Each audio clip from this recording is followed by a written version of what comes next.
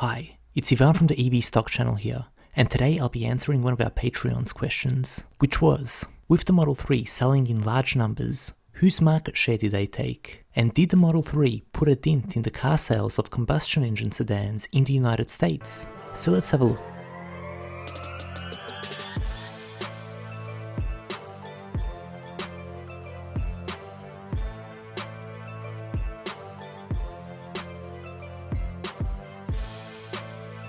As always, all content in this video is our opinion only, and we do not recommend buying or selling any financial instruments. The Model 3 was officially released in 2017, but it wasn't until 2018 that sales really started to pick up, in which Tesla was able to deliver 140,000 Model 3s into the US market. So let's compare the sedan market from 2017 to 2018 when the Model 3 really arrived. Starting off with the BMW 3 Series. In 2017, they sold almost 60,000, and in 2018, their sales dropped by 25%. Next up, the Mazda 3, and again, a 13.8% sales decrease. Then we have the Dodge Charger, down 9.2%. The Nissan Versa, down a staggering 29%. The Volkswagen Jetta, down 21.6%. The Kia Optima, down 5.48%. Hyundai Sonata, down 20%.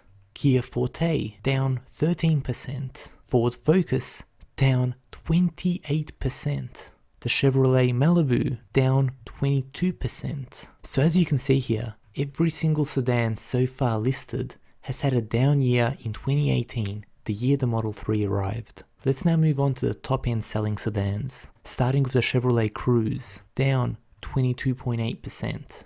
The Ford Fusion, down 17%. The Hyundai Elantra, up 1.1%. So other than the Model 3, this is the only other vehicle in the sedan market that has had any sort of sales growth in the year 2018. Next up, the Nissan Altima, down about 18%.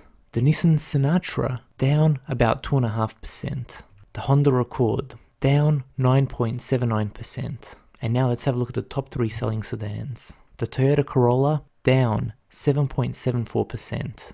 The Honda Civic, down 13.65%. And finally, the top selling car of 2017, the Toyota Camry, is down 11.27%. So there you have it. The year that the Model 3 arrived into the US, 18 out of the 19 top best-selling sedans lost market share. And if we combined all the models that we previously looked at, we can see that 500,000 less were sold in 2018 compared to 2017, and the average decrease was 13.8%. Now, am I saying that the Model 3 is solely responsible for all the other models' declines? No. However, do I believe the Model 3 played a role?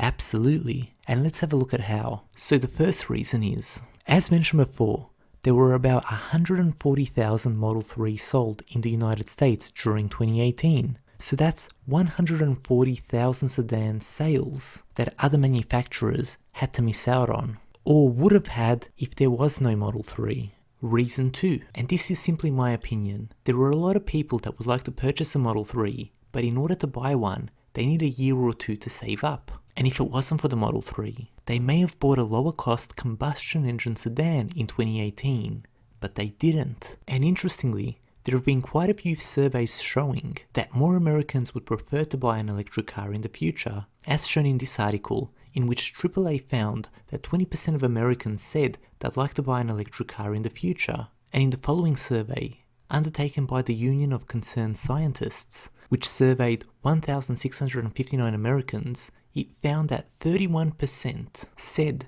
that they would consider an electric vehicle for the next purchase, and 5% said that they are definitely purchasing an EV for their next vehicle. So even if we took a conservative estimate of 10% of new car buyers wanting an EV, that would increase the amount of EV sales by a factor of 5, as only about 2% of cars sold in 2018 were EVs. Reason 3. According to Tesla, the 5 most commonly traded models when people purchase the Model 3 are the Honda Accord, the Honda Civic, the Toyota Prius, the Nissan Leaf, and the BMW 3 Series, which shows us that for the most part, People are getting rid of the more popular sedans like the Honda Accord and Civic in order to get the higher valued Model 3.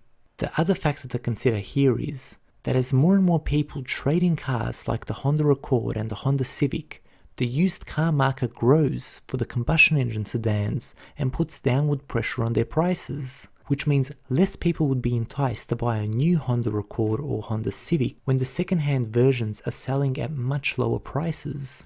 So when we add up all these factors, it shows us how the Model 3's introduction has played a major role in taking market share away from the combustion engine sedans. And as mentioned, previously during 2018, 140,000 Model 3s were sold, and in 2019, the Model 3 is on pace for about 160,000 sales. Will this further push down the sales of the previously mentioned models in 2019? Well, stay tuned, as we will be bringing those numbers to you in January, once we get complete sales numbers. And of course, I'll be doing the same analysis with the SUV market once the Model Y is released, so I can't wait for that. So thank you for the question, and I hope this short episode was useful. And a huge shout out to Bradford, John, Andreas, Jason and MJ. We thank you for your support, along with all of our Patreons.